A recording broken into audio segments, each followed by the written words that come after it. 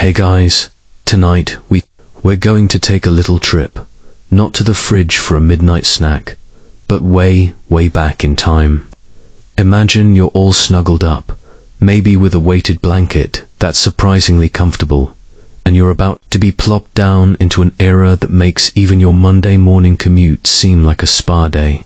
We're talking about a time when fresh air often meant less putrid air, and social distancing was less a health guideline and more just, well, how you stayed alive if you didn't want to catch the latest sniffle that turned into a sudden and dramatic farewell.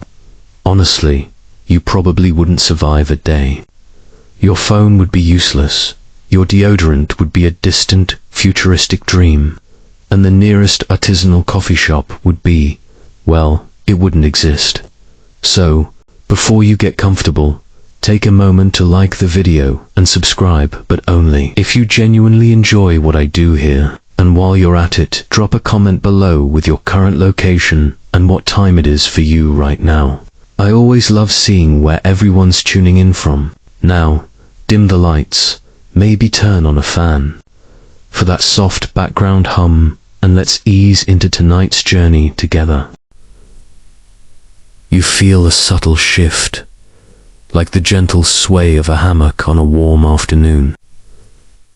But instead of the familiar scent of laundry detergent or that lingering hint of yesterday's dinner, your nostrils are suddenly assaulted by a symphony of smells. You're standing, or perhaps, more accurately, gently swaying on a cobbled street, uneven and slick. You hear the distant braying of a donkey, the urgent shouts of street vendors hawking their wares in a language you almost, but not quite understand, and the murmur of countless conversations, a cacophony of voices that rise and fall like a restless tide. You quickly realize it's not just a stray puddle. Innocent, the timber frames are dark with age, and the wattle daub in fill. A mix of woven sticks and mud looks surprisingly fragile. A cat, thin and wary, darts across your path, disappearing into a shadowed doorway. Life here is visibly tougher, more immediate. There's a constant. The streets are teeming, a river of humanity flowing in both directions. It was a constant battle, a bit like trying to air out a gym locker with a single air freshener. There are no smooth sidewalks, no drainage systems beyond open gutters. Every journey, no matter how short, is an obstacle course. You can almost hear your modern chiropractor sighing in despair at the thought of living here.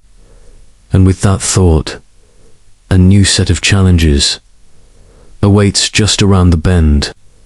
They knew it stank, and they tried their best, but their best was often not enough. Historians still wonder if the medieval knows, constantly bombarded by these odors, or if they truly suffered through the stench as much as we imagine we would. Did they just get used to it, or did they all live with a constant, low-grade headache? Men in simple tunics, women with head coverings, children darting between legs. They all move with purpose, a quickness born of necessity, and a certain wary alertness in their eyes. No one here is strolling casually, absorbed in their phone. Every glance, every gesture, seems to hold a meaning you haven't yet deciphered. It's a stark contrast to the modern world, where so many faces are buried in screens, oblivious to their immediate. Here, awareness is key. One widely accepted historical fact about medieval cities is their incredible density, particularly the smells and sounds of daily life. This is a world where waste management involves a lot of throwing things out of windows, and gravity You instinctively recoil, thankful for whatever unseen force keeps you from actually feeling the grime. But the implication is clear. Every step in this city is a gamble. Your pristine sneakers, if you had them, would be ruined in minutes. It's a symphony of medieval life, and it's a lot noisier than you probably imagined. No AirPods here to cancel out the ambient clamor, just raw, unfiltered auditory input. Your hair, usually so meticulously styled, is now rather unkempt. The smell momentarily overwhelms the wood smoke. He shouts something, a guttural sound that could be a sales pitch or a warning, and you instinctively step aside, not wanting to impede his progress. Personal space, you quickly learn, is a luxury in these crowded streets, and your face has a slightly grimy pallor, as if a thin film of medieval dust has settled upon it. Authentic, in a way that makes you yearn for a good shower and a really strong espresso. This is simply existence. The air itself feels different, heavier, perhaps, or just less filtered than what you're accustomed to. Above you, the sky, if you can even glimpse it through the narrow gaps between tall timber-framed buildings, is a murky grey. It's a perpetual twilight here, even in what might be the middle of the day. It's not just one odor, but a layered experience. The sharp tang of wood smoke, the damp, earthy aroma of unpaved streets, and a distinct, underlying musk. Well, let's just call it unwashed humanity. It's potent. It's pervasive. Gone are your comfortable sweatpants and oversized t-shirt. Instead, you're clad in rough, undyed linen. It feels a little scratchy against your skin. Rustic, practical, perhaps, but certainly not stylish or particularly comfortable.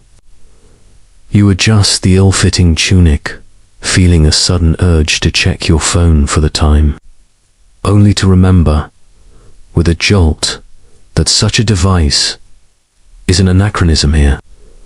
Your connection to the modern world has, for the moment, been severed, and it definitely lets you know you're not in Kansas anymore, or anywhere remotely close to modern plumbing. Your eyes, still adjusting to the dim, flickering light, start to make out the rhythmic clatter of hooves on stone, surprisingly loud and insistent. You glance down at your attire, or rather, what you perceive to be your attire. A splash of something cold and unpleasant hits your ankle, making you jump. The buildings lean precariously over the street, their upper stories jutting out, creating a series of dark, canyon-like alleys. You catch a glimpse of yourself in a particularly still, dark puddle, as you stand there, absorbing the sensory overload. A merchant passes by, pushing a wooden handcart, laden with what looks like fresh fish. You notice the sheer number of people. One lesser-known detail is how often people would use fragrant herbs or pomanders to try and combat the pervasive odors. As you take another tentative step forward, you feel the unevenness of the ground beneath your feet, a constant reminder of the lack of proper infrastructure. The pervasive odors and uneven streets gradually fade into a new sensory experience, almost imperceptibly transported beyond the city walls. The cacophony of the urban center diminishes, replaced by the rustle of leaves and the subtle, earthy scent of damp soil. The air feels cleaner here, a little crisper, though still carrying the faint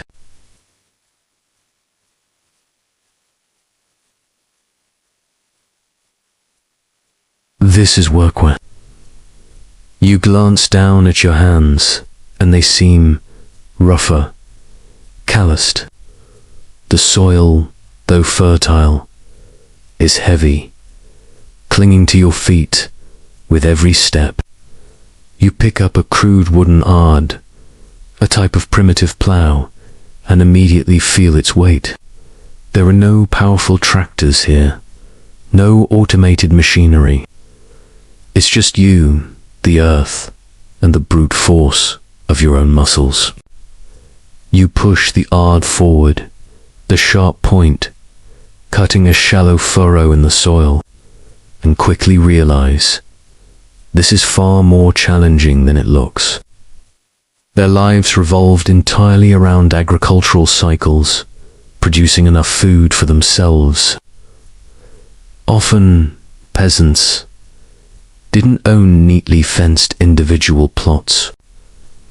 Instead, they worked in open field systems, where land was divided into strips, and decisions about crops, fallow periods, and even when to plough, this meant a single person's effort, or lack thereof, directly impacted their neighbors, fostering a strong, if sometimes tense, sense of community.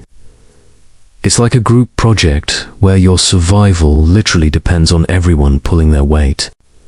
Their existence was intrinsically tied to the success of their harvest. While we know staples like bread, pottage, and some dairy were common, and vegetables varied enormously by region, season, and even specific lord, was their diet truly as monotonous and nutrient deficient as sometimes portrayed? Or were there more regional variations and foraging activities that provided a broader nutritional spectrum than we often give them credit for? Did they get enough vitamin C, for instance? Or were they always on the verge of scurvy? It's not just about strength. It's about indiren, about a repetitive motion that taxes every sinew in your body. Your Fitbit, if it were magically here, would probably combust from the sheer number of steps and calories burned before noon.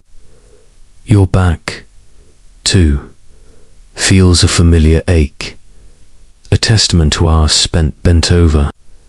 It's not the mental fatigue of a long day in front of a computer, but a physical weariness that pulls you towards the simple straw. There's no evening news, no streaming services, no scrolling through social media. The quiet darkness of the cottage, lit only by the embers of a dying fire, beckons. Sleep comes easily, a deep, restorative oblivion, preparing you for another day. You've successfully navigated a day as a medieval peasant, and while your muscles are screaming, you've also gained a new appreciation for central heating and instant coffee. The sun climbs higher, beating down on your head, and sweat trickles down your back. You eat with your hands, sitting on the ground, the dust clinging to your clothes. The food is plain, but after hours of physical exertion, it tastes surprisingly good. You gulp down some water from a leather skin, warm and tasting faintly of the hide. This isn't a meal to be savored. It's sustenance, pure and simple. Your muscles scream and protest, especially those you didn't even know existed until now. There's a certain meditative quality to the work. Your only concern is the next furrow, the next seed. It's an oddly liberating feeling. Even as your body rebels, this isn't a leisure farm. It's a constant, back-breaking endeavor. Forget your morning yoga. Here, every day is a full-body workout whether you like it or not. The animals here aren't pets. They're essential assets. The cow provides milk. the chickens, eggs, the pig's meat. Each creature is a vital part of the household's survival. You learn to move among them with a quiet respect, understanding their purpose. The air buzzes with the drone of insects, and the distant call of a cuckoo marks the passage of time. You're no longer surrounded by towering timber houses, but by rolling fields. Patchworks of greens and browns stretching out under a sky that actually looks blue. What a concept. You find yourself standing on the edge of a small, rustic farmstead. It's not the quaint, picturesque image you might have from storybooks. This is a place of raw utility. A small Waterlando cottage, humble and low-ceilinged, sits nestled amongst a few sheds and a muddy enclosure where a couple of pigs grunt contentedly. The rhythm of life here is dictated by the sun, the seasons, and the insatiable demands of the earth. You see a figure, a man with broad shoulders and weathered hands, already toiling in a nearby field. His movements slow and deliberate. He's probably been at it for an hour already. You, meanwhile, are still wondering where the coffee machine is.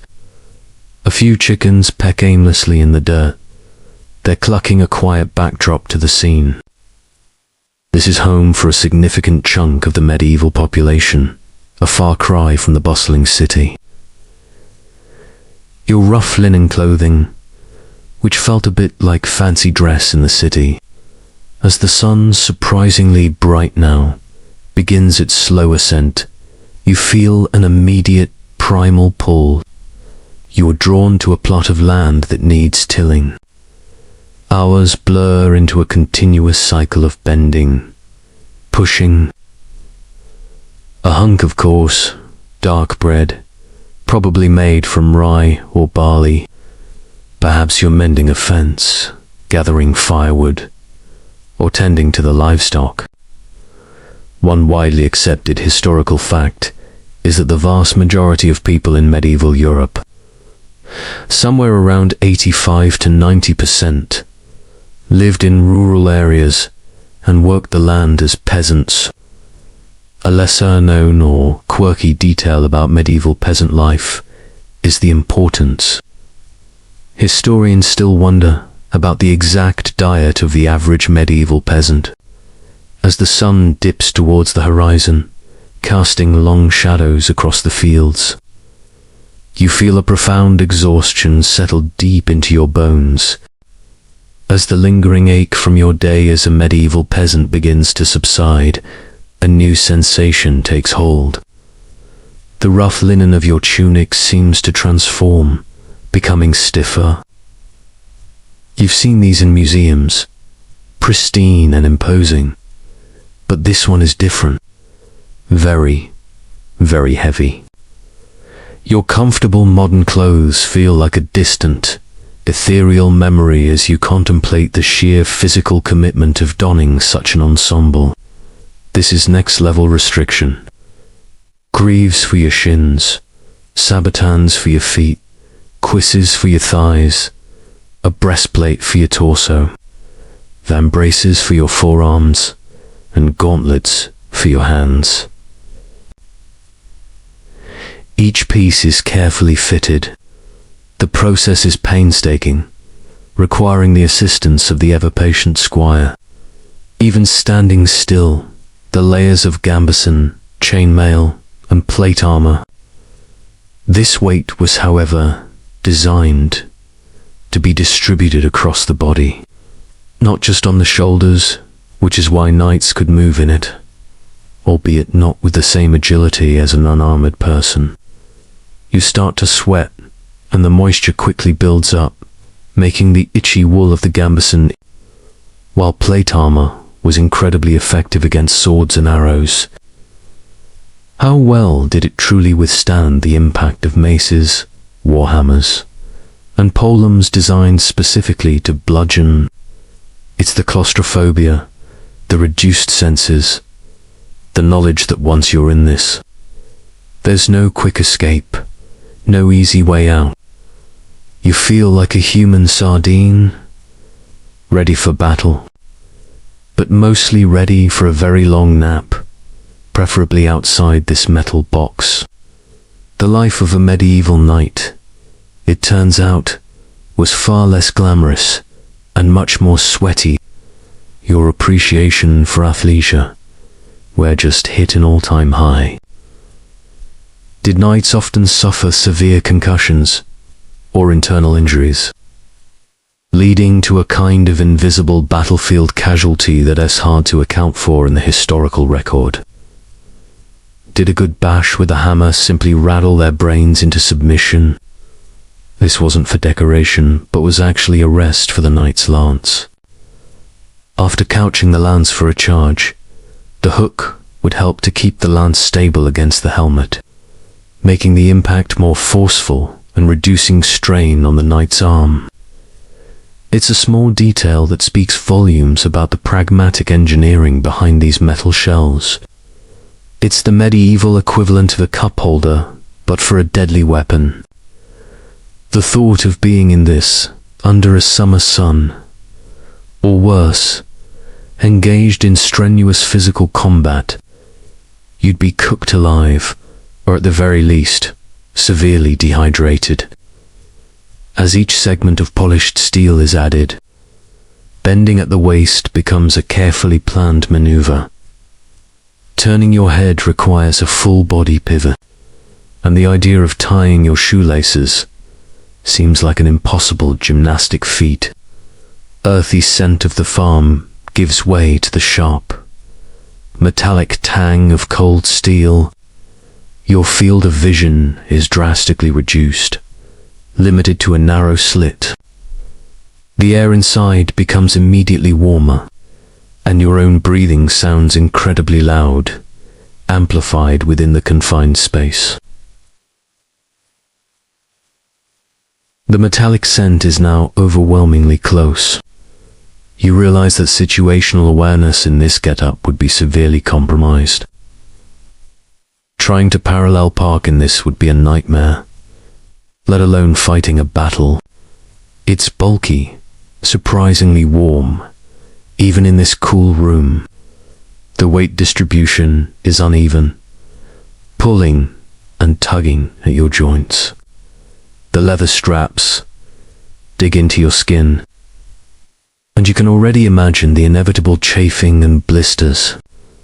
You try to pick something up from the ground, a dropped glove perhaps, and it becomes a comical struggle.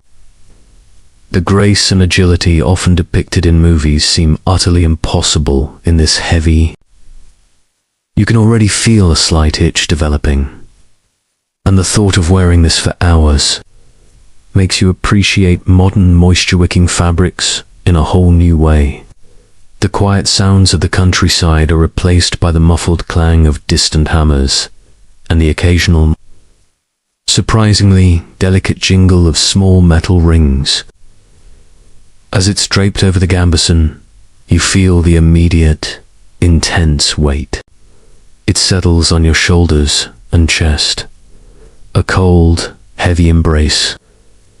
Each ring, while small, contributes to a collective mass that feels like carrying a small, very uncomfortable refrigerator on your back.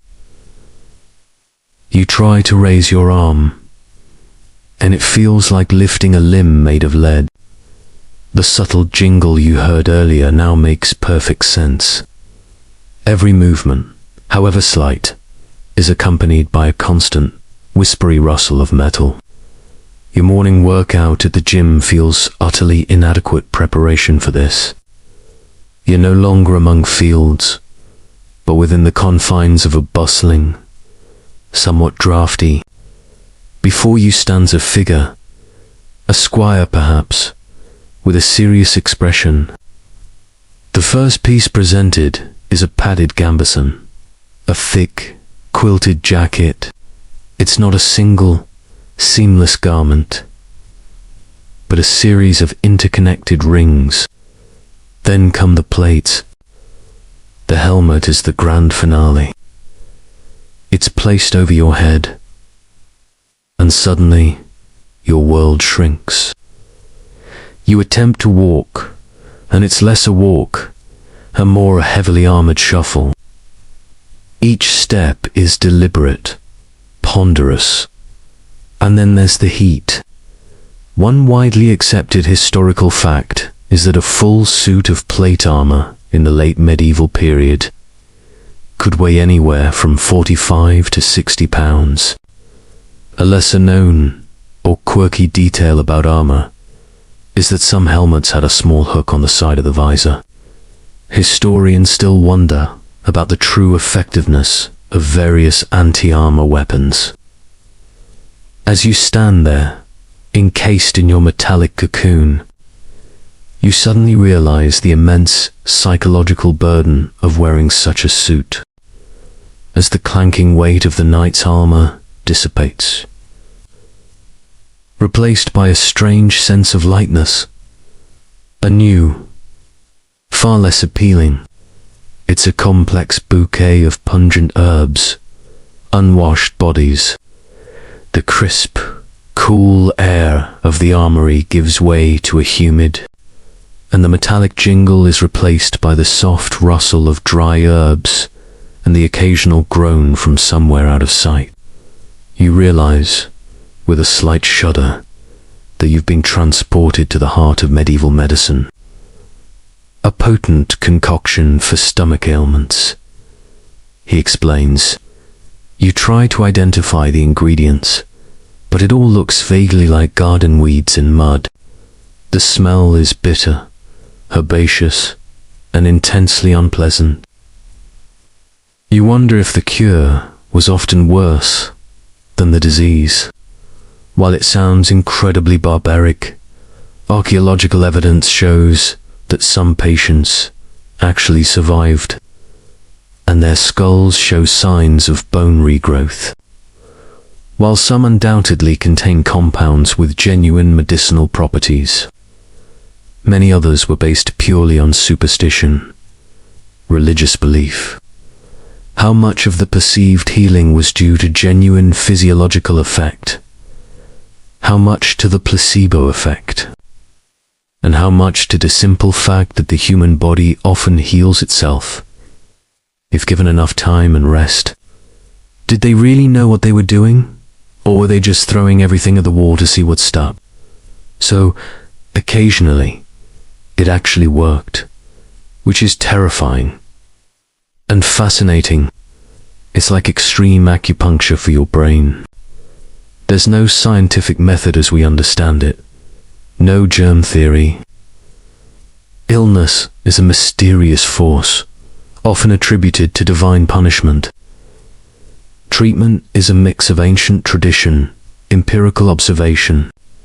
You suddenly feel very, very grateful for your annual checkup, your vaccination schedule, and the fact that you can pop an ibuprofen for a headache without risking a trepanation. A cup of this would certainly wake you up, if not cure you. You restanding in what appears to be the equivalent of a medieval doctor's consulting room.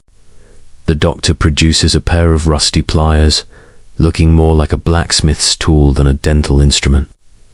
There's no anesthetic beyond perhaps a strong swig of ale, and the procedure is quick, brutal, and accompanied by a truly agonizing scream. You quickly decide that medieval dentistry is not for the faint of heart, or for anyone who values their teeth remaining in their head. The man is then given a small pouch of herbs to chew on, presumably for the pain, or perhaps just to distract him from the sheer trauma he just endured, which looks less like a sterile clinic and more like a cluttered, slightly sinister apothecary mixed with a very unhygienic kitchen. Medieval physicians often diagnosed illnesses by examining the color, smell, and even taste of a patient's urine. Yes, you heard that right, taste. This system, with its emphasis on balancing the four humors, dominated Western medicine for over 1,000 years, despite its obvious flaws by modern standards. It truly was the reigning paradigm for an incredibly long time. You quickly decide that this particular diagnostic method is one you're very happy to leave in the past. It puts a whole new spin on the phrase, a taste for medicine. Dried herbs hang in bundles from the low, smoke-stained rafters. Medicinal scent, battling valiantly against the other, less pleasant. On a rough, wooden table, various implements are laid out, rusty-looking knives, a collection of bone saws, and an array of strange glass bottles filled with murky, unidentifiable liquids. Modern medical anxieties often involve sterile environments and disposable needles. Here, your biggest fear is probably what isn't sterile. A figure approaches you, dressed in a long, dark robe, its fabric probably not seeing a laundry day in weeks. This is your guide, a medieval doctor or physician, as they prefer.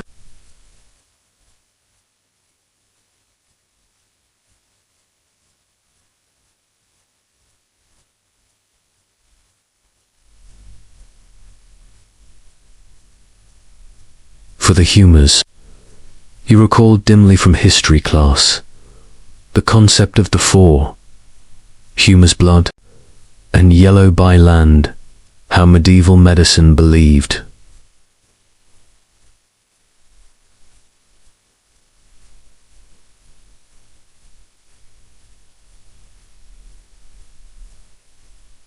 And then your immediate thought is, well, that sounds scientific. Bloodletting, often done with leeches, or by cutting a vein.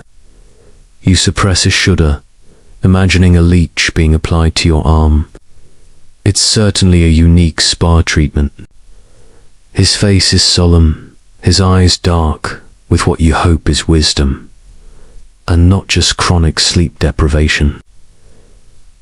He gestures around the room, and you immediately notice a distinct lack of anything resembling soap or hand sanitizer.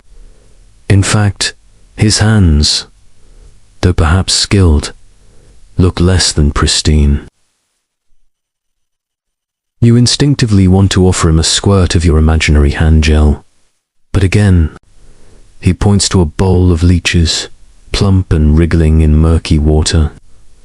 He moves to another corner, where a boiling pot of what looks like roots and leaves bubbles.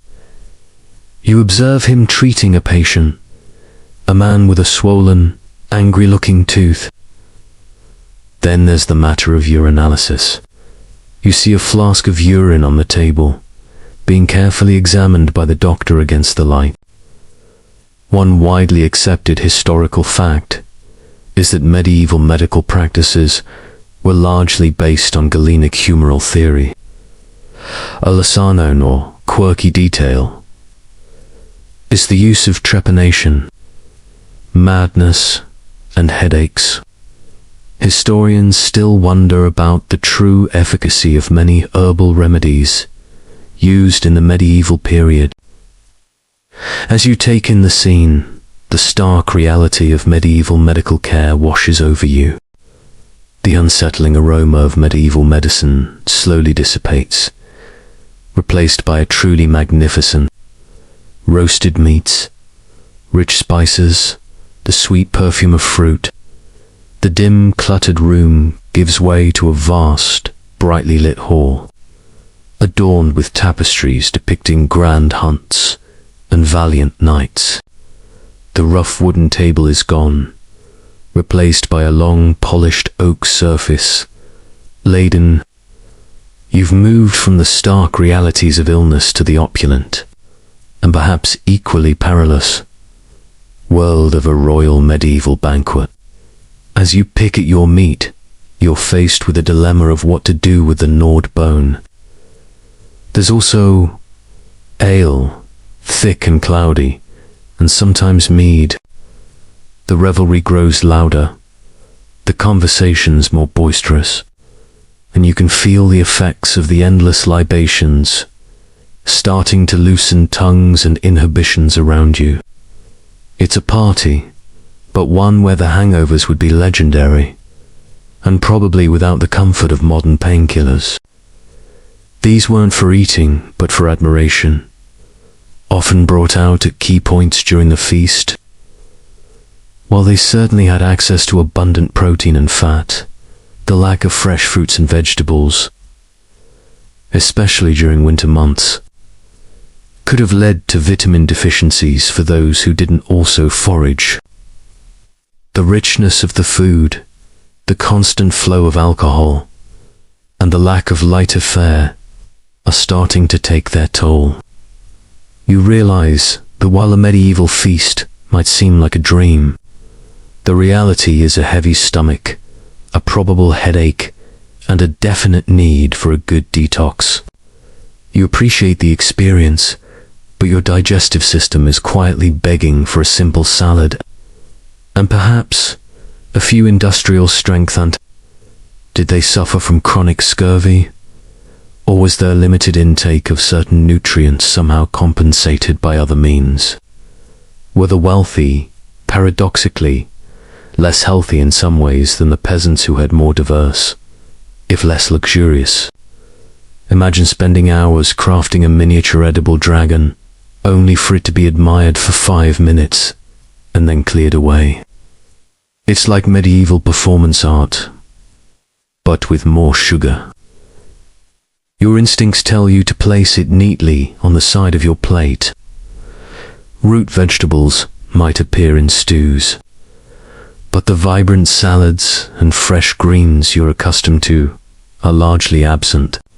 Fruits are present, but often preserved or used sparingly. The diet is heavy, rich, and intensely focused on protein and fats, perfect for the physically demanding life of a medieval noble. Perhaps, but not exactly balanced by today's nutritional standards. Your cologne is already sending out distress signals. But you quickly observe your fellow banqueters, who unceremoniously toss their bones onto the floor beneath the table.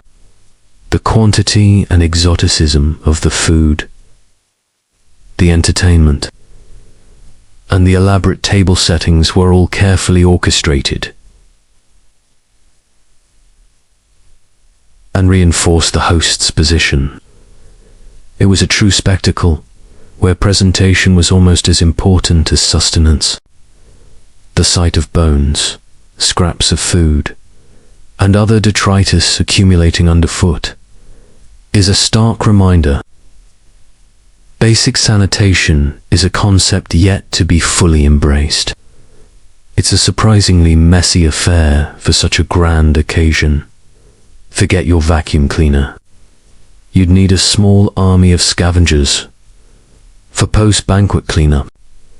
You find yourself seated at a table, not just any table, but one positioned relatively close to the head of the hall, indicating a certain level of importance. Or perhaps, around you, nobles in luxurious, brightly colored garments laugh and converse.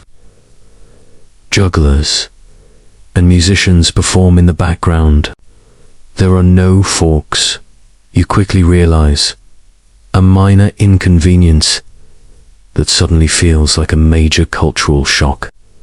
You tear off a piece with your fingers, the fat glistening, and the taste is surprisingly rich and flavorful, seasoned with herbs and spices that are both familiar.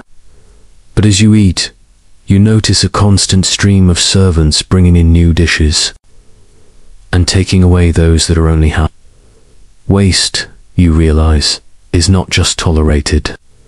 It's almost a point of pride, showcasing the host's abundance. It's a feast for the senses, quite literally. Your polite table manners, honed by years of quiet family dinners, feel utterly out of place here. Before you, the sheer volume of food is staggering. Great roasted swans, still with their feathers artistically arranged, lie alongside whole boars, their skins crackling. There are platters piled high with game birds, pheasants, partridges, and quails, and spiced stews. Dishes you can't quite identify. Intricately prepared and brightly colored with saffron or other exotic spices. This isn't just a meal. It's a display of wealth and power, a medieval version of a gourmet food festival. You reach for a piece of roasted meat, a succulent-looking joint of beef. Then there's the issue of the bones. The drink flows freely. Servants continuously refill your goblet with wine, sometimes watered down. While there's plenty of meat, you also notice a distinct lack of fresh vegetables, at least in the way you're used to seeing them. One widely accepted historical fact is that medieval banquets were not just about eating. They were elaborate theatrical events designed to display wealth, power, and social status. A lesser-known or quirky detail is the medieval obsession with subtleties, which were elaborate, often inedible, food sculptures depicting castles, mythical beasts, or allegorical scenes. Historians still wonder about the exact caloric intake and long-term health effects of the aristocratic medieval diet. As the banquet continues, the sheer opulence begins to feel less like a treat and more like an endurance test. As the lingering richness of the medieval feast fades from your palate, replaced by a sudden and rather unwelcome sense of being sticky and vaguely grimy, the grand hall with its overflowing tables dissolves into a smaller, steam-filled room, dimly lit by a few flickering candles. Around you, the sounds are a mix of hushed murmurs, the gentle sloshing of water. It's warm, almost uncomfortably so, and the air is thick, clinging to your skin and making everything slightly blurry. Your luxurious feast attire has vanished. Well, nothing much at all. You are, rather abruptly, feeling quite exposed. The water is indeed warm, almost comforting, but the sensation of being in a communal bath, there's a certain awkwardness to it, a feeling of mild vulnerability that modern bathing rituals simply don't prepare you for. You quickly realize that personal space is as much a luxury in a medieval bathhouse as it is on a crowded city street. Modesty, you quickly realize, is a fairly modern invention. It's harsh and doesn't lather much, but it promises to remove some of the day's accumulated grime. Your skin feels raw from the coarse soap, and your hair, if you washed it, probably still feels a bit greasy. There are no fluffy towels, no scented lotions. You simply dry yourself with a rough linen cloth, feeling the cool air against your damp skin. The experience certainly makes you appreciate the solitary luxury of your own shower, where the water is hot, and the only person you have to make awkward eye contact with is your own slightly blurry reflection. You've now survived the medieval equivalent of a self-care routine, and it's left you longing for a truly sanitized experience. You attempt to scrub yourself, feeling the coarseness of the cloth against your skin and the faint sting of the lye. It's certainly effective at abrasion, if not at luxurious cleansing. You try to avoid making eye contact with your fellow bathers, a challenge in such close quarters. The air, heavy with moisture, carries the distinct, somewhat unsettling. They weren't just for hygiene. They were places to meet, chat, relax. Sometimes, mixed-gender bathing occurred, particularly in the earlier medieval period. This varied greatly by region and over time, making the medieval bathing experience far more diverse and less rigid.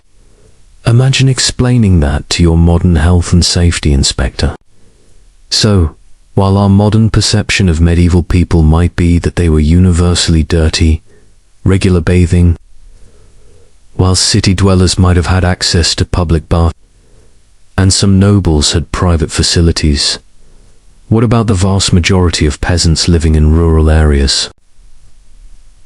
Did they only wash on special occasions? Or did they have more regular, if simple?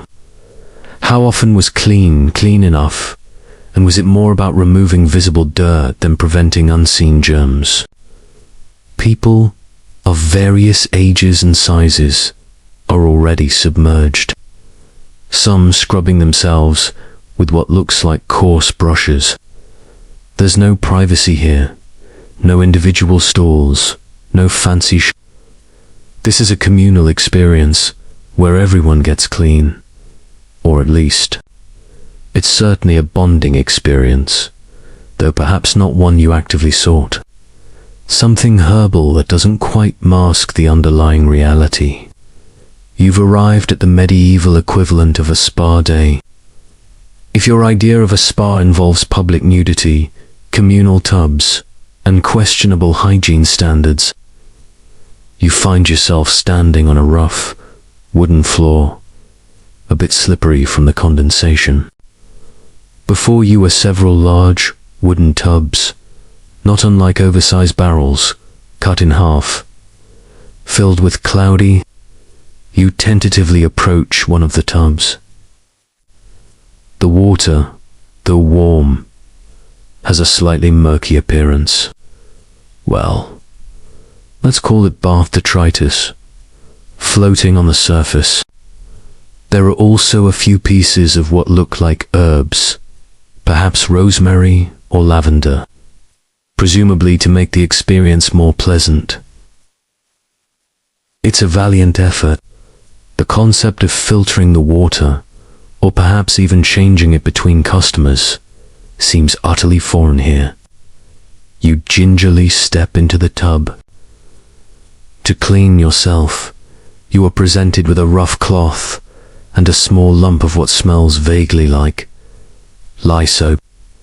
One widely accepted historical fact is that bathhouses were common throughout medieval Europe, particularly in larger towns and cities, often serving as important social centers. A lesser known or quirky detail is that these bathhouses, historians still wonder about the exact frequency of bathing for the average medieval person across different social classes and regions. As you finish your communal soak and gingerly step out of the tub, you feel a peculiar mix of refreshed and still not entirely clean. As the communal steam of the medieval bathhouse dissipates, you feel a peculiar shift, a sudden lightness in your limbs that isn't entirely due to being clean. Or at least, the rough linen and the lingering dampness give way to a different sensation. You're no longer in simple peasant garb, or, thankfully. Instead, you're clothed in what appears to be a full medieval ensemble, and it's a revelation of both fashion and functional discomfort. The first thing you notice is the chemise, a loose-fitting linen undergarment. Linen is lighter, but easily wrinkles, and doesn't hold its shape as well. Silk and velvet, reserved for the wealthy, are certainly luxurious to the touch, but add significant weight and can be incredibly hot. You run your hand over a velvet sleeve, admiring its sheen, but also imagining the inevitable perspiration beneath it. These head coverings, while practical for modesty or warmth, add another layer of constriction and can feel surprisingly oppressive, especially indoors.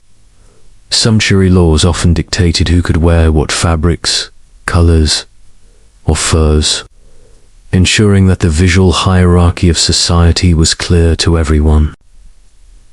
The length of the toe could indicate the wearer's social status, with the longest points reserved for the very wealthy.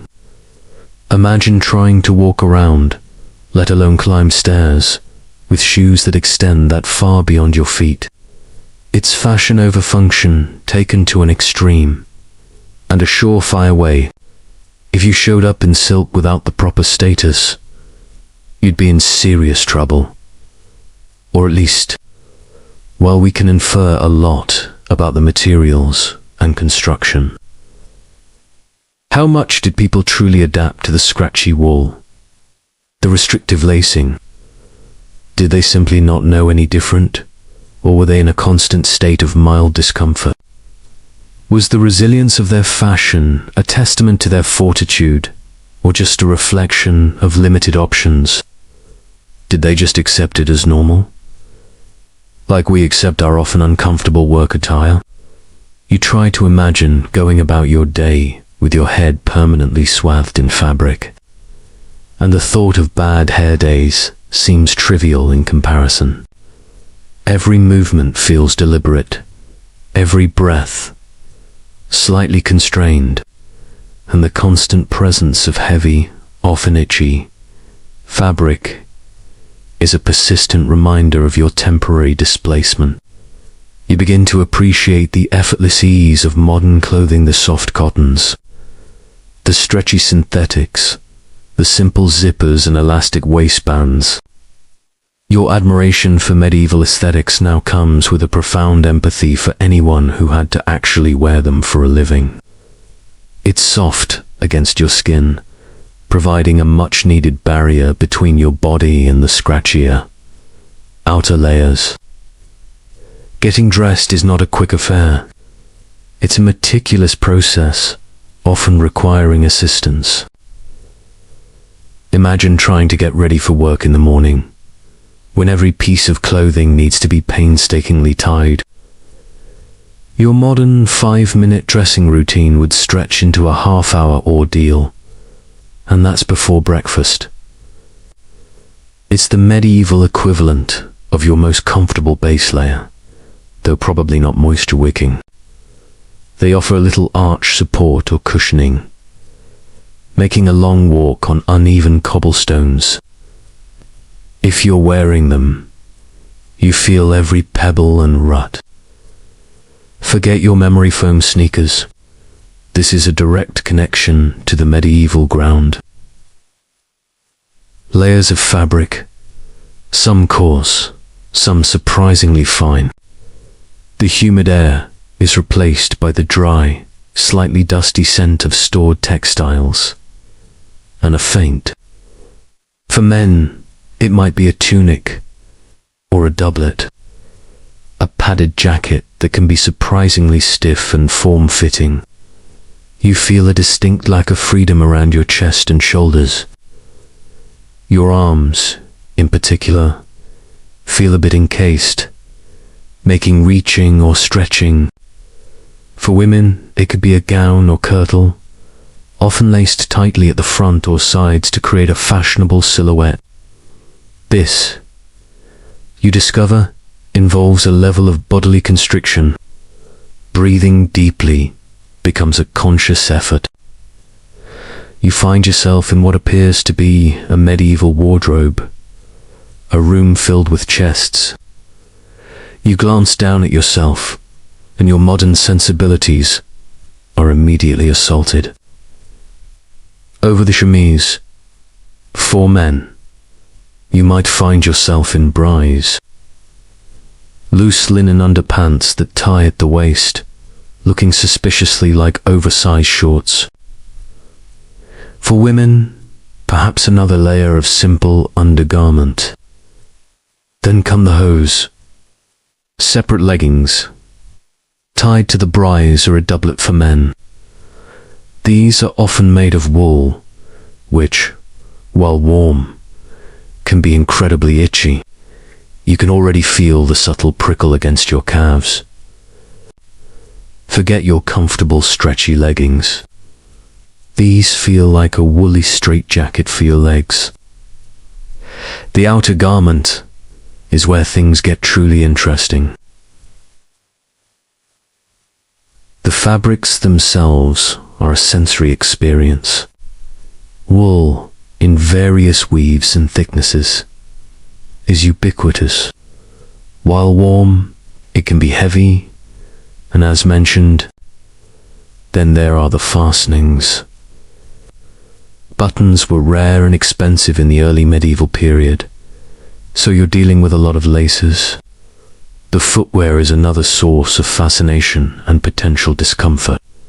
Soft leather shoes, often without much in the way of structured soles, are common. Finally, the accessories. A belt, perhaps a pouch, and for women, a head covering of some kind. One widely accepted historical fact is that clothing in the medieval period, a lesser known or quirky detail about medieval fashion, is the popularity of poulaines, which were shoes with extremely long, pointed toes. Historians still wonder about the actual comfort levels of medieval clothing. As you stand there, encased in your medieval finery, you realize that while it might look impressive in a painting, as the restrictive layers of medieval fashion begin to loosen their grip, a new, less predictable environment takes shape around you. The confined, dusty wardrobe gives way to the vast, open expanse of a winding dirt. The air, no longer filled with the scent of old textiles, now carries the earthy smell of churned mud, damp leaves, and the faint, unsettling aroma of horse dung. The trees, ancient and gnarled, seem to press in on the track. The horse sets its own leisurely speed, and the rough terrain dictates the rest. The roads, such as they are not policed. Bandits and outlaws are a constant threat, lurking in the thickets, waiting for an opportune moment to ambush travelers. You instinctively find yourself scanning the tree line. Even if you're traveling with a small escort, the odds always feel slightly weighted against you. Pilgrims traveling to holy sites would often buy small lead or pewter badges depicting saints, while chronicles often paint a picture of widespread danger. Was it truly a constant, ever-present threat, or were specific routes and periods more perilous than others? How effective were local lords or nascent royal authorities at policing these vital arteries of trade and communication? And how often did bandits turn out to be disgruntled peasants or soldiers simply trying to survive in desperate times? Did they have a secret handshake? Or was it just grab what you can? These weren't just souvenirs. They were proof that the wearer had completed their pilgrimage, a bit like a medieval passport stamp. Every muscle aches. Your clothes are grimy. You've journeyed through the medieval landscape, a world where the journey itself is as much a challenge as the destination. You step down from the cart, feeling the solid ground beneath your feet, and realize that while modern travel can be stressful, it's a paradise of speed, comfort. You'd happily trade this charming adventure for a flat tire on a paved road any day, and were often sewn onto their hats or clothing for all to see. It was the original "I hiked Mount Everest" badge. But for your soul, you recall stories of travelers disappearing without a trace, and the thought feels uncomfortably real. It's the ultimate unplugged experience, where your life depends less on Wi-Fi and more on a keen awareness of your. You find yourself gazing out at the unchanging scenery, occasionally spotting a startled deer or the distant plume of smoke from a hidden charcoal burner's camp. The decision of where to stop for the night becomes critical. There are no motels or Airbnbs here. You might seek shelter at a monastery, if one is conveniently located, offering basic lodging and sustenance.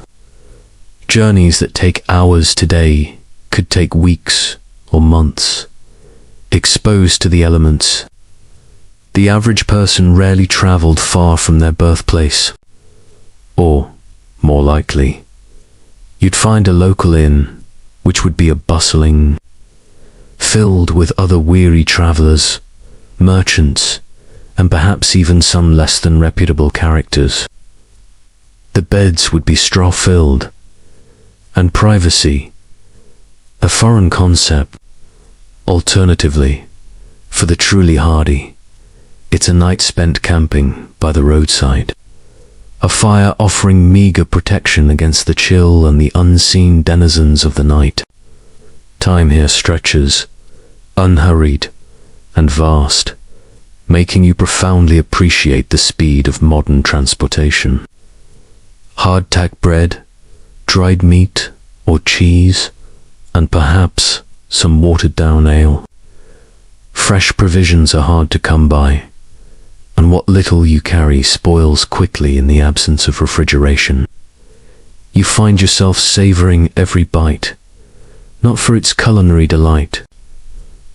Your body still recovering from the nightly armor and peasant's toil. You could binge-watch an entire series on a journey that would barely get you to the next village here. It's a journey through a largely untamed wilderness where danger lurks just beyond the tree line. There are no conveniently placed rest stops, no brightly lit gas stations, and certainly no roadside assistance. The muffled sounds of a medieval dwelling are replaced by the rhythmic creak of wooden wheels, the occasional neigh of a horse, and the distant, almost imperceptible, rustle of unseen dangers. You're embarking on a medieval journey, and it's a far cry from a modern highway cruise. You find yourself jostling along in what appears to be a basic, uncovered wooden cart. There are no smooth, paved roads here, just a deeply rutted track, a testament to centuries. Every bump and dip sends a jolt through your body, turning the concept of suspension. Your spine is already sending out urgent requests for a chiropractor. This is less like travel and more like a sustained full-body massage.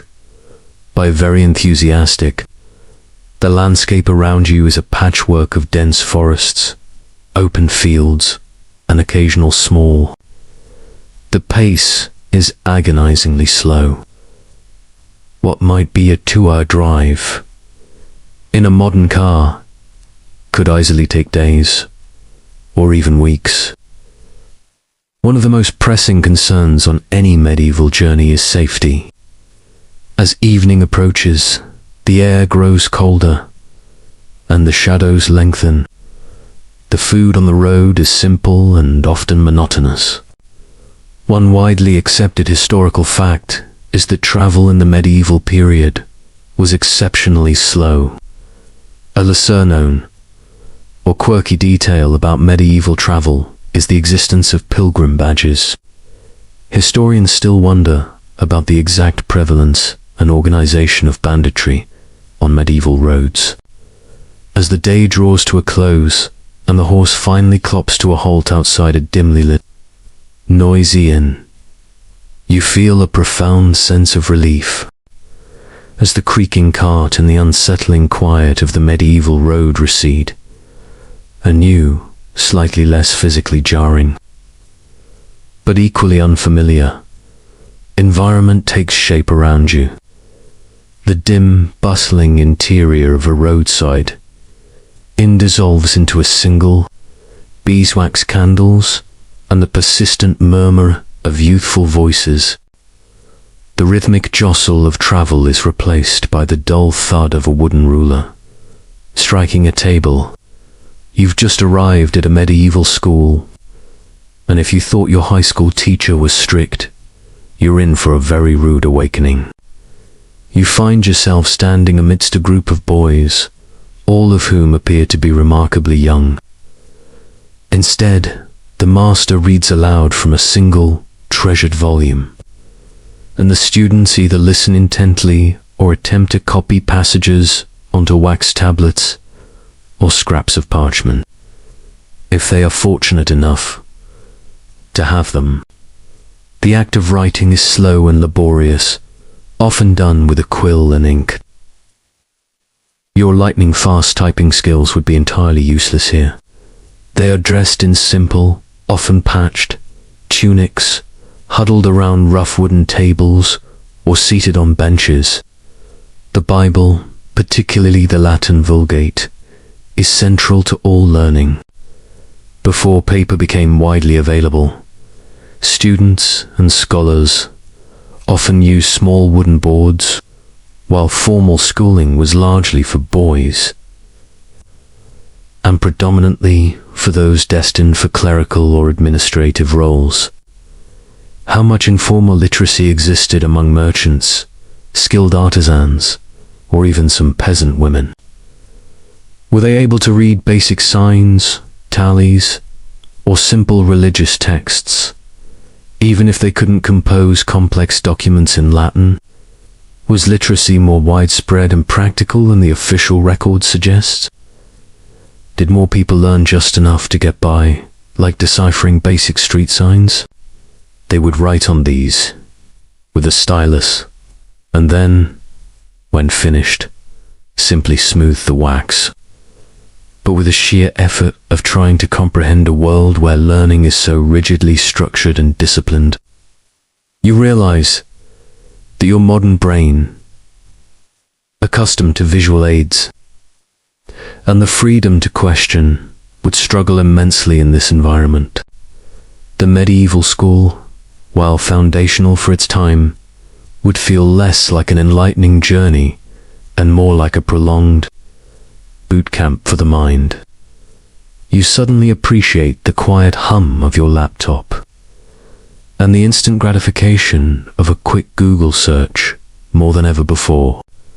It was an ingenious, reusable notebook, the medieval equivalent of a dry erase board. Boys are taught to read it, memorize passages, and understand theological concepts. Arithmetic is rudimentary, often related to practical matters, like counting goods or calculating dates. For religious festivals, science, as we understand it, is intertwined with philosophy and theology. Critical inquiry, if it happens at all, is a quiet, internal process. This is a world of rote memorization, strict discipline, and the unquestioning acceptance of authority. Laziness, inattention, or disrespect are met with a range of punishments, or even, in more severe cases, public humiliation. The atmosphere, while studious, is also tinged with a constant undercurrent of fear. It makes you realize just how revolutionary the concept of positive reinforcement truly is. The primary subject, you quickly gather, is Latin. While some towns developed grammar schools, the curriculum was heavily weighted towards religious studies, and Latin, reflecting the dominant influence of the church on intellectual life. Not just a bit of Latin. Every lesson, every text, every prayer is in Latin. You struggle to even pass the simplest phrases, feeling a sudden intense empathy for anyone who ever complained about learning a second language. The room itself is Spartan. No colorful posters, no interactive whiteboards, just bare stone walls, a few grimy windows, and a very large, imposing figure at the front. This is your medieval schoolmaster, and he carries a formidable stick, which he seems quite adept at using. Your modern understanding of education, with its emphasis on individual learning and student-centered approaches, is utterly irrelevant here. The teaching method is simple: repetition and recitation. The master speaks a phrase, and the boys dutifully repeat it. There's little room for questions, less for debate. Mistakes are not viewed as learning opportunities. They are viewed as failures, and often met with swift, physical correction. You wince as you witness a boy receive a sharp rap across the knuckles for a mispronounced word. Your progressive educational ideals are crumbling faster than a medieval cookie. The texts themselves are precious commodities. Books are handwritten, illuminated by scribes, and incredibly expensive. There are no individual textbooks for every student. Beyond Latin, the curriculum is heavily focused on religious instruction. The schoolmaster's authority is absolute, and his methods are firm. One widely accepted historical fact is that medieval education was largely controlled by the church and primarily served to train clergy, scribes, and administrators. A lesser known or quirky detail about medieval schooling is the use of wax tablets. Historians still wonder about the true literacy rates among the medieval population. As the day wears on, your head feels heavy, not just with information. As the austere walls of the medieval school fade and the droning Latin recitations give way to a cacophony of boisterous laughter, clinking tankards, and the scraping of benches across a rough floor, the scent of old parchment and beeswax is replaced by the comforting, if somewhat overwhelming, roasted meat and unwashed bodies. You've moved from the disciplined pursuit of knowledge to the vibrant, often raucous, heart of medieval social life, the local tavern. You find yourself standing in a dimly lit, smoky room, packed with people. Simple, hearty, fare like crusty bread. At one table, men are engrossed in a game of dice, their shouts of triumph or despair. At another, someone is attempting to play a lute, its reedy notes occasionally drowned out by the general revelry. They facilitated trade, hosted informal courts, served as meeting places for guilds, and were essential for spreading news and conducting informal social interactions. And it was consumed in vast quantities by people of all ages, including children, with weak, often cloudy ale being a staple of the diet, were people in a constant state of mild inebriation.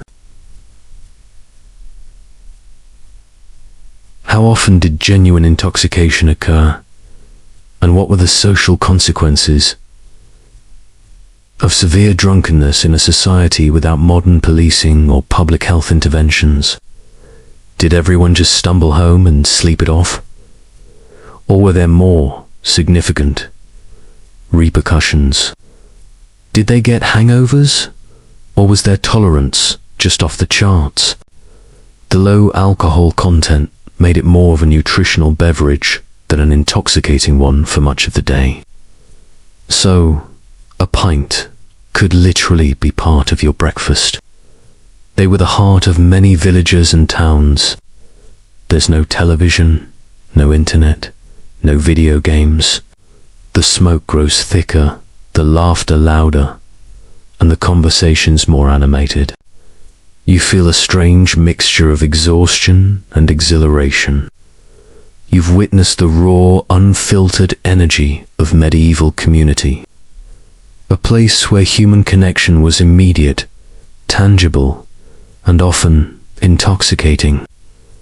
You're grateful for the experience, but also keenly aware that your modern sensibilities, a clean glass of water, and perhaps a good old-fashioned cup of tea, and maybe some noise-cancelling headphones. Entertainment is participatory, live, and often spontaneously generated by the patrons themselves. It's a reminder of a time when people had to actively make their own fun, rather than passively consuming it. You see patrons dipping their bread directly into communal bowls, sharing food with a casualness. Hygiene, once again, takes a back seat to practicality and camaraderie. You can almost hear your immune system preparing for battle. The air is thick with the buzz of conversation, the occasional burst of song. It's loud, it's lively, and it's surprisingly warm, emanating from the large central fireplace that casts dancing shadows across the rough-hewn beams of the ceiling. You notice certain tables that seem to be frequented by particular groups, and an occasional wary glance exchanged between individuals, hinting at local feuds or rivalries. Information, news, and rumors spread like wildfire in these establishments. Before newspapers, radio, or the internet, the tavern was the prime source for catching up on current events. Even if those events were just about the farmer down the road, it was the original town square, but with more alcohol. This isn't just a place to drink. It's the medieval equivalent of your local community center. Social media platform and evening entertainment all rolled into one. Your quiet night in with a streaming service seems utterly alien here. You edge your way through the throng, careful not to stumble over a stray leg. People are gathered in small groups, leaning in close to share secrets, roaring with laughter at a bawdy joke, or engaged in heated debates.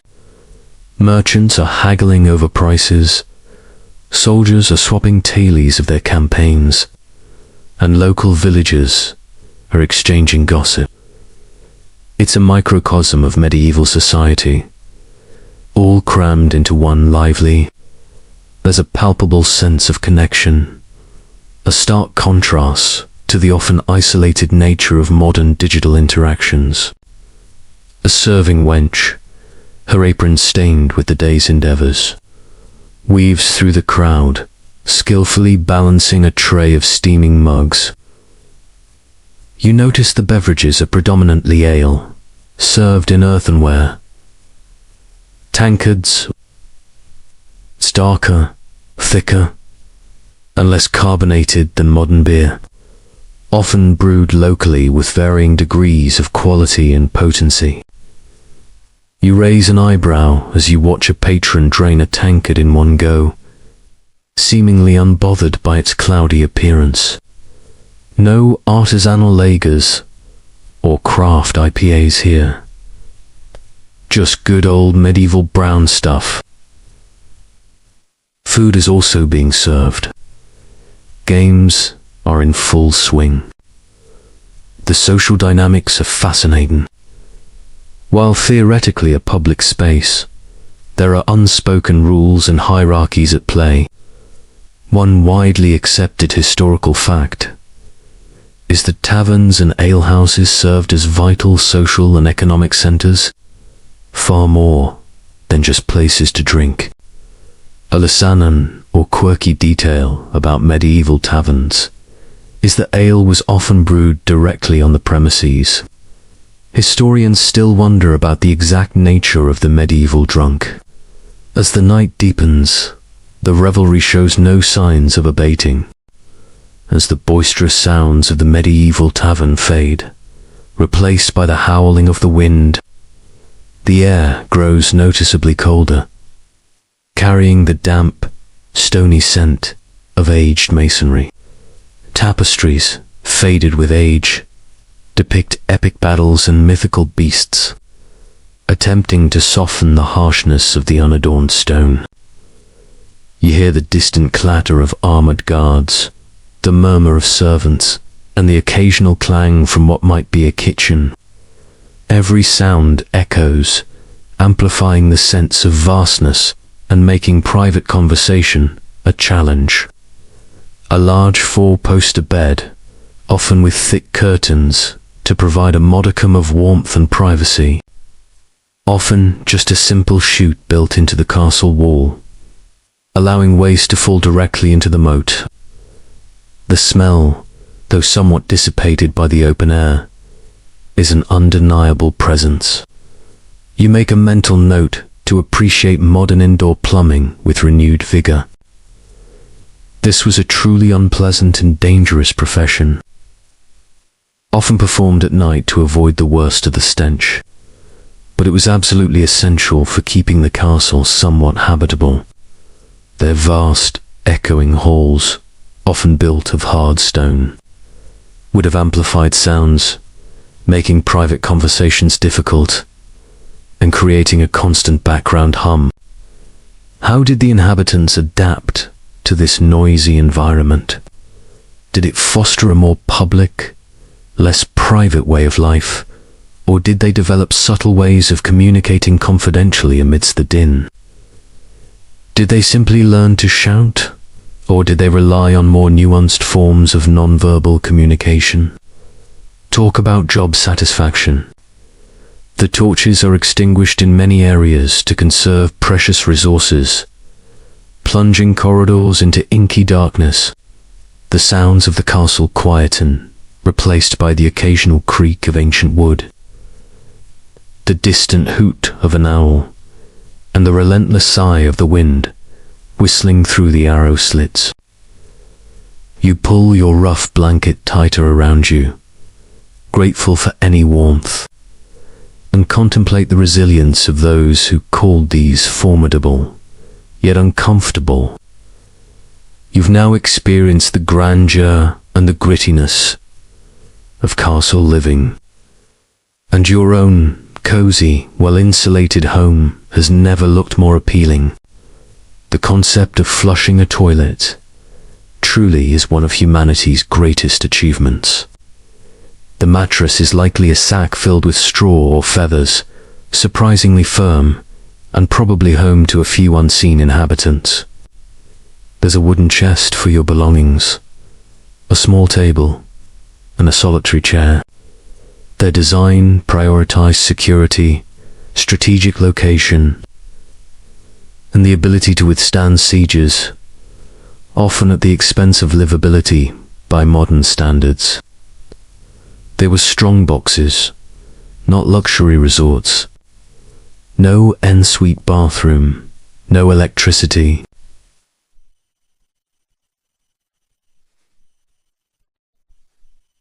Your nighttime routine of scrolling through social media or catching up on your favorite show, or simply going to bed with the setting sun. There's a constant, low hum of activity, a reminder that a castle is not just a residence, but a bustling, self-sufficient community, a fortress, and a seat of power. But even here, the food, while plentiful, is served without modern refrigeration, meaning much of it is salted, dried, or smoked. Fresh produce is seasonal and scarce. The absence of cutlery, a point of fascination at the banquet, is even more noticeable in the daily grind of castle life. It's a very hands-on dining experience. A massive fireplace dominates one wall, its roaring fire providing the only real source of warmth, though its heat seems to be immediately swallowed by the sheer volume of the space. You rub your arms, feeling the persistent chill that seems to cling to every surface. This isn't just cool. It's a penetrating, bone-deep cold. The warm, smoky glow of the inn is gone, supplanted by the flickering. You feel a familiar, though unwelcome, chill seeping into your bones. Thick, imposing walls, narrow, arrow slits. Instead of windows, the windows that do exist are small and often unglazed, or fitted with rudimentary shutters. This explains the persistent draft you feel, a steady current of cold air that seems to follow you from room to room. Your modern double-paned windows are, in this context, a true marvel of engineering. You've entered a medieval castle, and it's far grander and far less comfortable than the fairy tale suggests. You find yourself standing in a vast, echoing hall, its stone walls soaring upwards to a high. The floor beneath your feet is cold, hard stone, worn smooth by centuries of footsteps. As you explore, you realize the castle's defenses are paramount.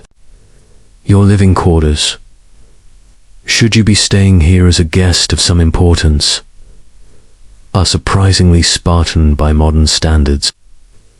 The latrine, or privy, is a fascinating. Meals, when they occur, are often taken in the great hall. As you experienced in the banquet, or in smaller, slightly warmer, private chambers. One widely accepted historical fact is that medieval castles were built primarily for defense. A lesser known or quirky detail about castle life is the role of the gong farmer, a person whose unenviable job was to literally dig out and remove the human waste. Historians still wonder about the acoustic properties of medieval castles.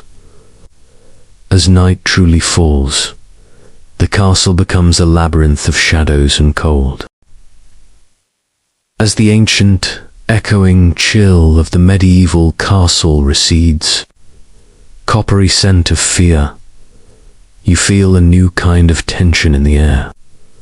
The sounds are no longer just the general hum of activity, but distinct, visceral noises.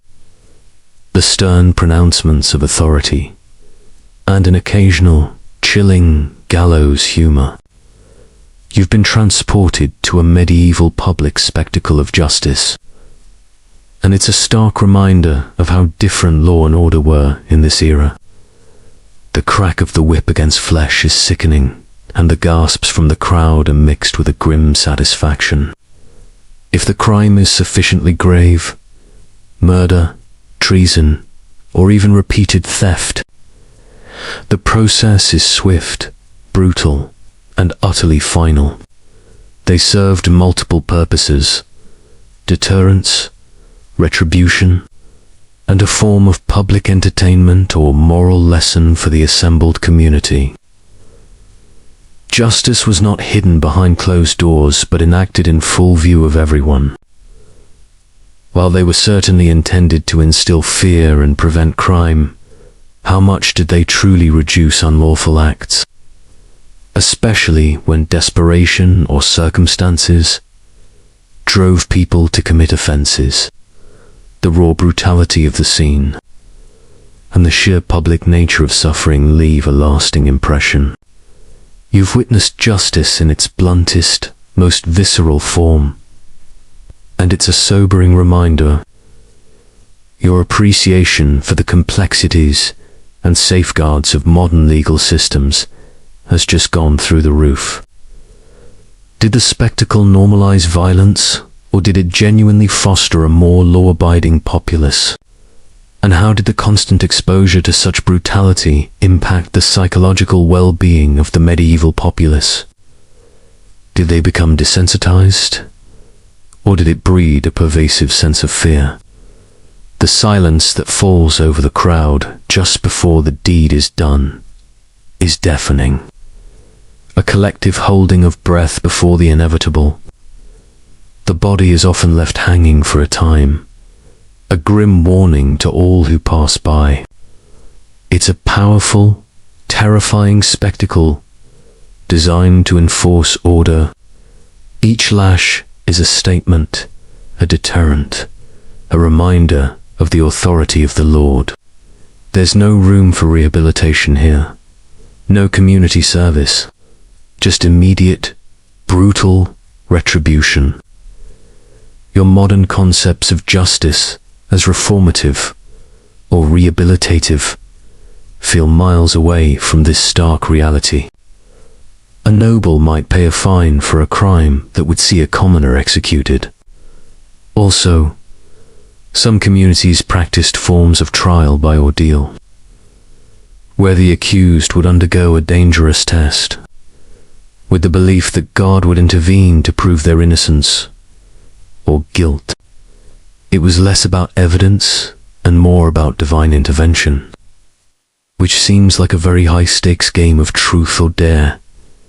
You find yourself jostled by a throng of people, all craning their necks, pushing and shoving for a better view. You're in the center of a town square, a place that usually hosts markets and festivals. But today, it's transformed into a stage for public punishment. Sins like heresy, blasphemy, or adultery might fall under the purview of ecclesiastical courts, which could impose their own, often equally harsh, punishments, ranging from public penance to excommunication, a fate that could mean social and spiritual ruin. The line between sin and crime is often blurred. Perhaps a gallows, or a pillory, or even a whipping post. Today's unfortunate individual, a man with a haunted look in his eyes, is being led towards it by several stern-faced guards. His crime, you learn through whispers in the crowd, might be theft, a loaf of bread perhaps. In this era, such seemingly minor transgressions could lead to shockingly severe penalties. The value of a human life, or at least a commoner's life, seems to be calibrated very differently here. The atmosphere is a strange mix of morbid fascination, grim entertainment, and a chilling sense of collective participation. There's no empathy here, no quiet courtroom proceedings, just a raw, public display of power. It makes you profoundly grateful for the abstract nature of modern justice systems, where the accused aren't subjected to the scrutiny of an entire town. In the center of the square, a crude, wooden structure dominates the scene. The methods of punishment are designed not just to inflict pain, but to deliver a public message. If it's the pillory, the man's head and hands are locked into a wooden frame, leaving him exposed to the jeers, insults, and even rotten food thrown by the crowd. He stands there, helpless and humiliated, a living example. The sheer psychological torment of such an ordeal, beyond the physical discomfort. It's public shaming taken to its brutal extreme. A reality TV show without the cameras. If it's a whipping post, the man is tied, his back bared. And then there's the ultimate punishment, the gallows. The role of the church in justice is also evident. While secular courts dispense justice, religious morality heavily influences what is considered a crime. One widely accepted historical fact is that public punishments were a fundamental aspect of the medieval justice system. A lesser-known or quirky detail is that medieval punishments often varied wildly. The custom of the region and even the social status of the accused. Historians still wonder about the effectiveness of public punishments as a deterrent. As the spectacle draws to a close and the crowd begins to disperse, you feel a profound sense. As the grim spectacle of medieval justice fades, replaced by a vibrant tapestry of sounds, you feel a profound shift in the air. The somber silence of the town square gives way to a buzzing cacophony of voices. The cheerful shouts of vendors, the lowing of livestock, and the clang of metal on metal.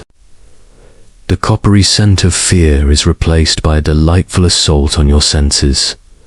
Baking, bread, exotic spices, fresh cut wood, and the faint, earthy smell of countless goods.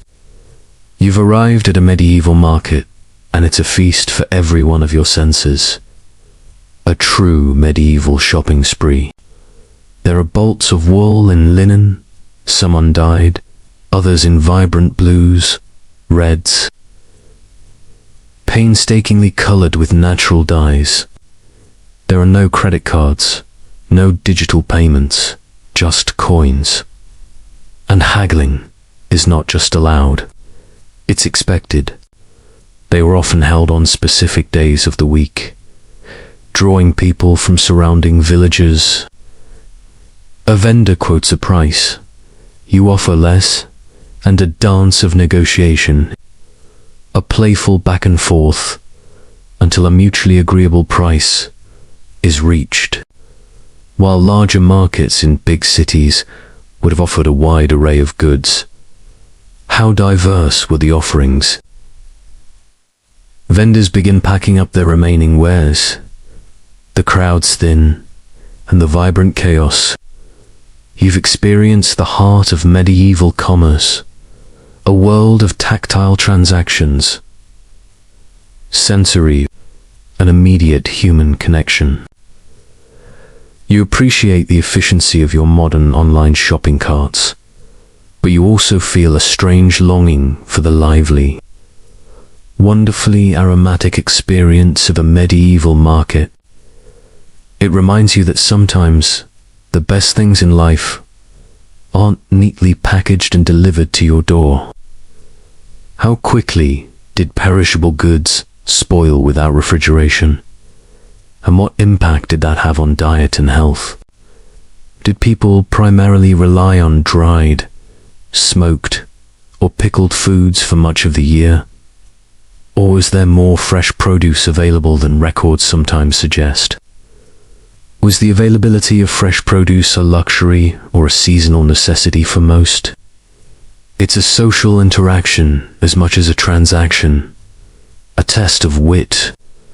Your modern impulse to grab and go seems almost rude here. A craftsman meticulously carves intricate designs into a wooden spoon. He displays small, carefully measured heaps of ground pepper, nutmeg, and ginger. These are precious commodities, luxuries that have traveled thousands of miles across land and sea, costing more than many common laborers would earn in a month. You realize that a pinch of cinnamon today is far less remarkable than it would have been. Further on, a potter displays a stack of earthenware jugs and bowls.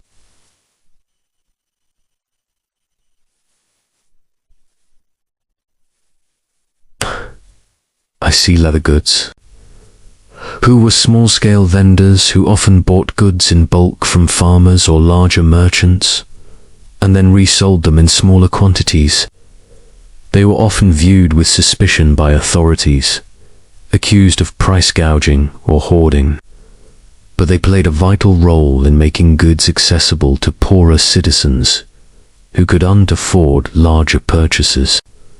They were the medieval equivalent of corner shop owners, but with more public scrutiny. It's a testament to the skill and ingenuity of medieval artisans, creating everything by hand. You find yourself standing on a wide stalls made of rough timber and canvas awnings stretch in seemingly endless rows. It's a riot of color and movement, a living, breathing advertisement. The sweet, yeasty aroma of fresh baked bread from a baker's store mixes with the pungent temps of cheese and the earthy scent of root vegetables. Further down, you'll catch the exotic perfume of spices, cinnamon, cloves, pepper, brought from distant lands. The acrid smell of wood smoke from a nearby cook fire mingles with the fresh, clean scent of newly carved wooden wares. It's a truly global olfactory experience, concentrated into one busy square. Your local supermarket, with its neat aisles and climate control, seems sterile. This is chaos, but a wonderfully vibrant, energetic chaos. The sounds are overwhelming. Haggling voices rise and fall, a rhythmic chant of prices and counteroffers. A blacksmith's hammer rings out from a nearby smithy, shaping hot iron. A street performer plays a reedy pipe, drawing a small. The bleating of goats, the clucking of chickens, and the occasional whinny of a horse all add to the immersive soundscape. There's no background music, just the raw, unfiltered symphony of human commerce and animal life. Your nose is immediately bombarded by 1,000 different scents. You wander through the lanes between the stalls, marveling at the variety of goods. The process of buying and selling is a slow, tactile affair. One stall, in particular, catches your eye. A spice merchant. One widely accepted historical fact is that medieval markets were essential economic and social hubs, serving as the primary places for the exchange of goods, news, and services. A lesser-known or quirky detail about medieval markets is the presence of hucksters or regrators. Historians still wonder, especially in less urbanized areas or during winter months. As the day wears on and the sun begins to dip, the market starts to wind down. As the lively clamor and varied aromas of the medieval market begin to recede, a different atmosphere envelops you.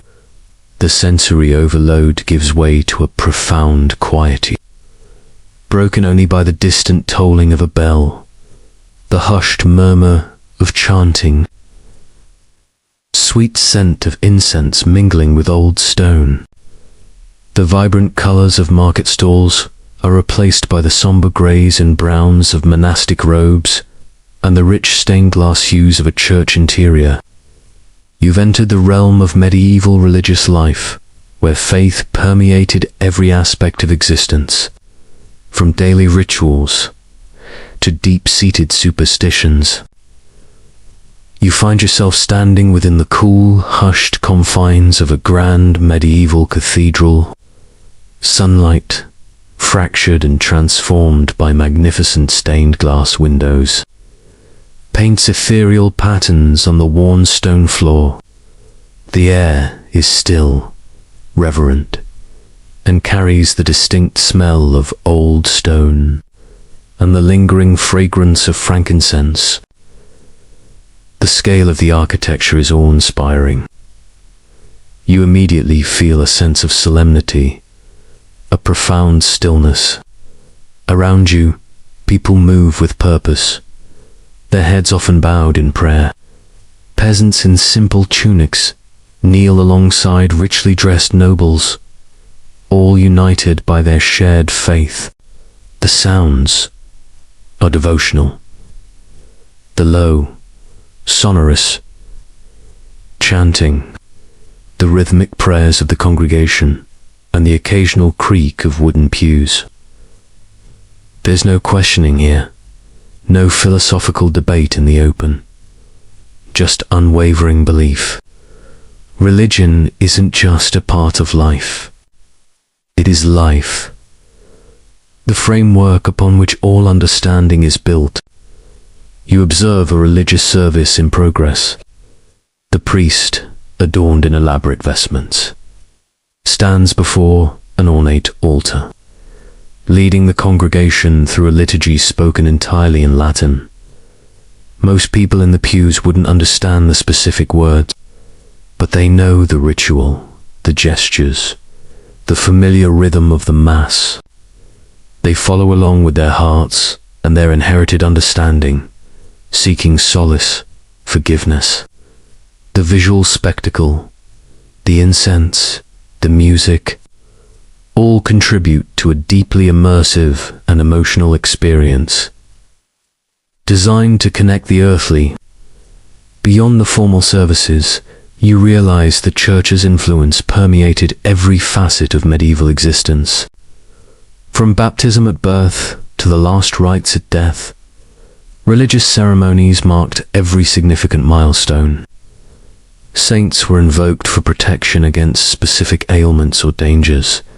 Saint Sebastian against plague, Saint Christopher for travelers. Superstition, rather than being seen as separate from faith, was often intertwined with it. Charms, amulets, and relics were widely believed to offer tangible protection. You notice a small, weathered woman lighting a candle before a statue of the Virgin Mary, murmuring a silent prayer. Another pilgrim, perhaps from a long journey, a small container holding what is believed to be a bone or possession of a saint, seeking a miracle or a blessing. The power of these relics, real or imagined, was immense, drawing countless pilgrims and shaping travel routes across Europe. It's a testament to a world where the tangible and the spiritual were inextricably linked. The fear of eternal damnation, of purgatory, and the desire for salvation. People donated land, built cathedrals, and undertook arduous pilgrimages. The Church offered comfort and hope, but also wielded immense power, both spiritual, excommunication, the ultimate punishment, could sever a person from the community and condemn their soul. A terrifying prospect in a world so deeply steeped in religious belief. One widely accepted historical fact is that the Catholic Church was the most powerful institution in medieval Europe, influencing not just spiritual life, but also politics, law, education, and art. Its authority was immense, often surpassing that of kings and emperors, and it held significant land and wealth. A lesser-known or quirky detail about medieval religious life is the widespread belief in miracle plays. These were dramatic performances, often put on by craft guilds, that depicted stories from the Bible, the lives of saints, or moral allegories. They were a popular form of entertainment and religious instruction, bringing biblical narratives to life for a largely illiterate population. Imagine Sunday school, but with elaborate costumes and a much larger cast. Historians still wonder about the true depth of understanding of theological concepts. While they participated devoutly in rituals and believed implicitly in the Church's teachings, how much intellectual comprehension did they have of complex doctrines, given the language barrier of Latin? Was their faith more an emotional and ritualistic adherence, or did they grasp the intricacies of dogma in ways we might underestimate? Did they just accept it on faith, or did they truly get it? As the drone of chanting fades into a quiet hum, You feel the lingering presence of profound faith and deep-seated reverence. You've witnessed a society where God was not just a concept, but an ever-present force, guiding every action, shaping every fear, and offering the ultimate hope. It's a world where the spiritual was tangible, and where the eternal held more sway than the immediate. You appreciate the quiet contemplation, but also the freedom of modern thought, where spiritual journeys are personal and diverse, rather than dictated by a single all-encompassing institution. As the echoes of medieval chants and the scent of incense finally dissipate, almost imperceptible current of air begins to replace the heavy stillness of the ancient church. The worn stone underfoot softens, becoming more yielding, and the dim, flickering light slowly brightens, hinting at a world beyond the medieval gloom. You smelled the unwashed streets, tasted the rough bread, and heard the clatter of a knight's armor. The simple act of turning on a light switch, taking a hot shower, or ordering food with a few taps on a screen suddenly seems like a miracle. You realize just how many hidden layers of infrastructure, innovation, and social evolution lie beneath the surface of your everyday life. There was no rush, no constant pressure to be productive every second of the day. The shared labor of the peasant village, the crowded camaraderie of the bathhouse, the boisterous gatherings in the tavern, the collective awe in the church. Life was intensely communal. People relied on each other in ways that are often lost in the individualism of modern society. Your neighbors weren't just the people living next door.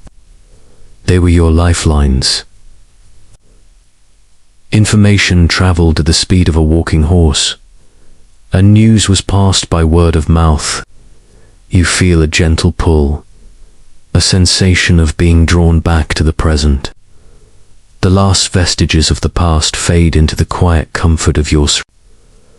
Let your mind drift gently, releasing any lingering thoughts of nights, of bustling markets, and stern schoolmasters.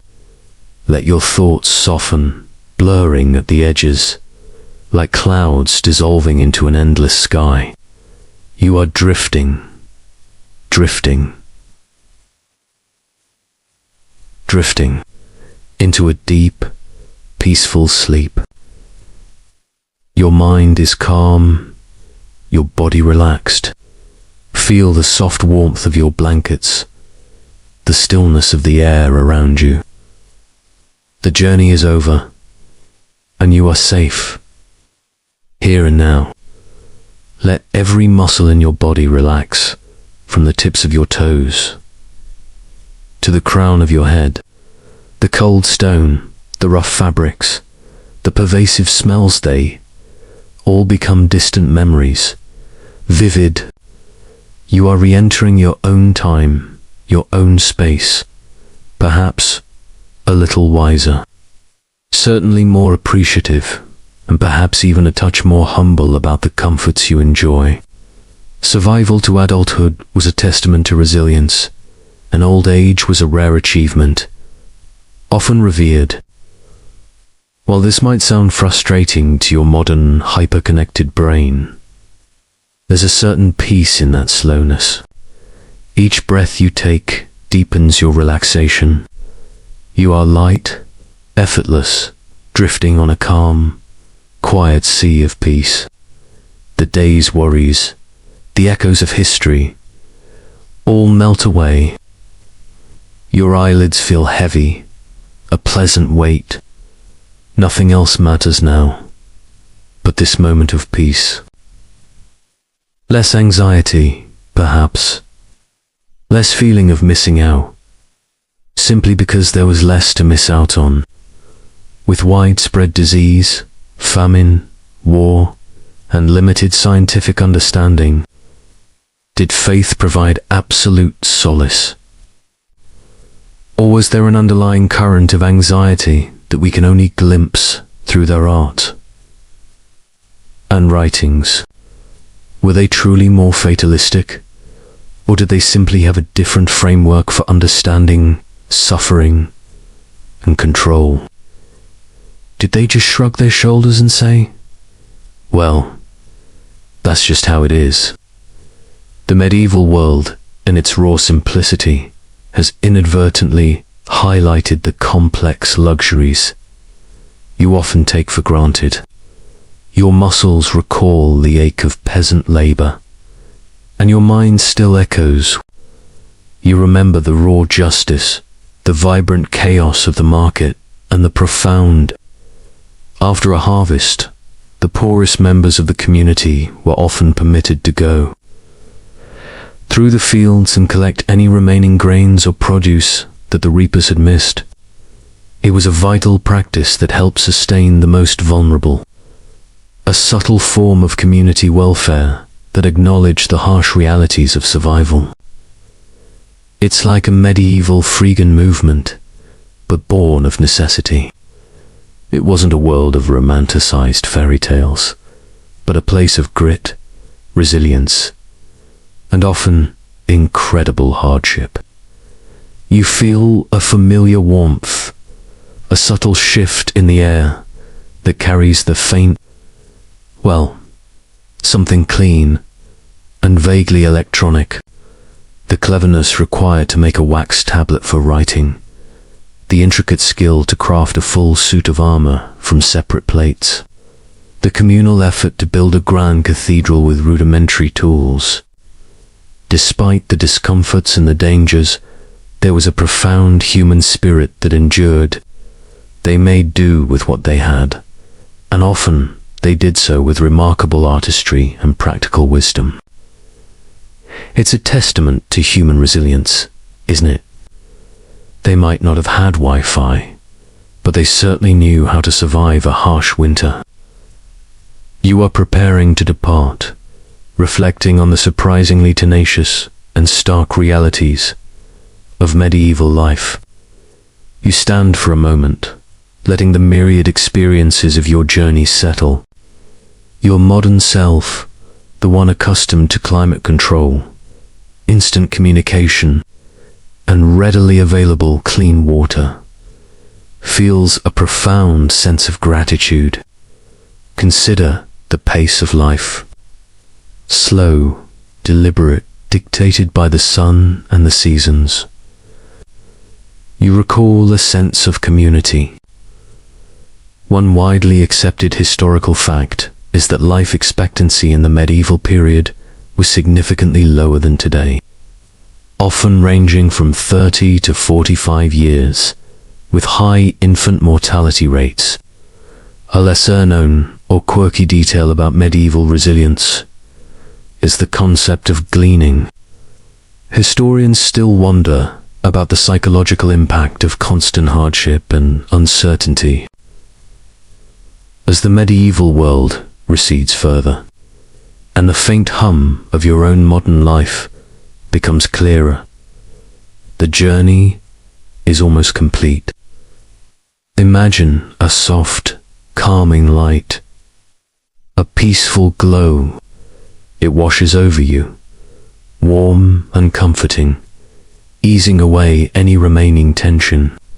The quiet hum of the fan or the distant sounds of your home become a soothing lullaby.